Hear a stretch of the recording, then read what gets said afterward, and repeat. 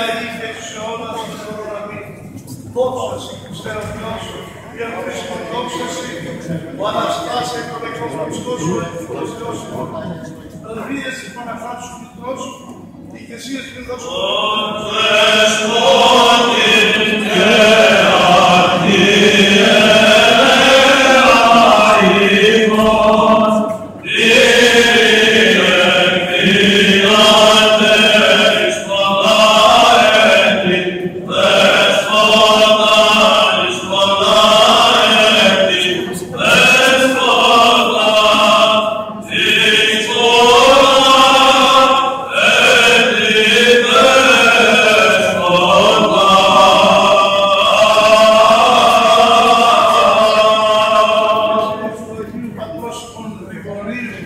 Επισκόπου της Θεσσαλονίκης του Παλαμά, που τη μνήμη σήμερα εορτάζουμε, και μάσος των Αγίων ελεήσει και σώσε εμάς, ως ακατός του άνθρωπος και ελεήμων Θεός.